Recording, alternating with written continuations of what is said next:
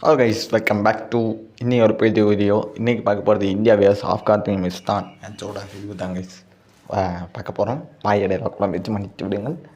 என்னடா பண்ணி வச்சுருக்கீங்க அந்த மாதிரி தான் நேற்று இருந்துச்சு.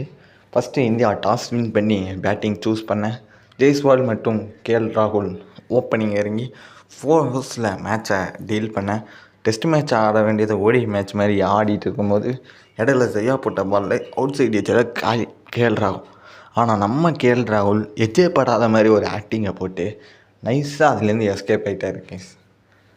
எந்த ரெஸ்பான்ஸும் எங்களுக்கு கிடைச்சதில்லை, ஒரு பதில் கடிதம் கூட எங்களுக்கு வந்ததில்லை. இப்படியே பார்த்துருக்கும் போது நம்ம ஜெய்ஸ்வால் திருப்பி ஒரு அவுட் சைட் பாலில் தேவையில்லாத ஒரு ஷாட் ஆட ட்ரை பண்ணி சலீம் கையால் அவுட் ஆகிட்டு கிளம்ப கைஸ்.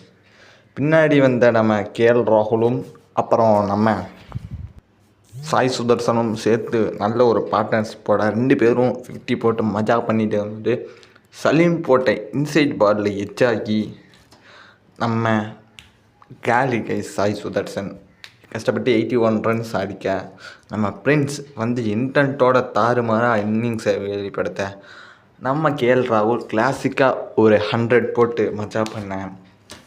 இப்படியே கரெக்டாக போயிட்டு இருக்கும்போது தேவையில்லாத ஒரு பால் கைஸ் அடிக்க ட்ரை பண்ணி நம்ம கேஎல் ராகுல் காலி ஆகிட்டு கிளம்ப.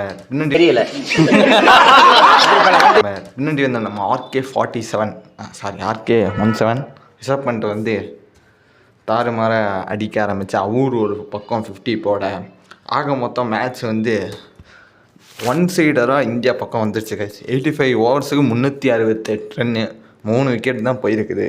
ஆனால் இந்த இதை பார்க்கும் போது பார்த்தீங்கன்னா இன்னும் இந்தியா கையில் 7 விக்கெட்டு கையில் பாக்கி வேற இருக்குது. என்ன நடக்க போதும். அப்படிச்சா நீங்கள் வாங்க ஏன் பயப்படுறீங்க, வாங்க, நான் அடிக்கல மாட்டேன், வாங்க. இதோட Day 1 செஷன் முடியுது கைஸ். நம்ம சேனல் சப்ஸ்கிரைப் பண்ணுங்கள், லைக் பண்ணுங்கள். அடுத்த வீடியோவில் பார்க்கலாம். ஏதாச்சும் குறைஞ்சிச்சுன்னா கமெண்ட் பண்ணுங்கள். Tata, bye bye. மியூசிக்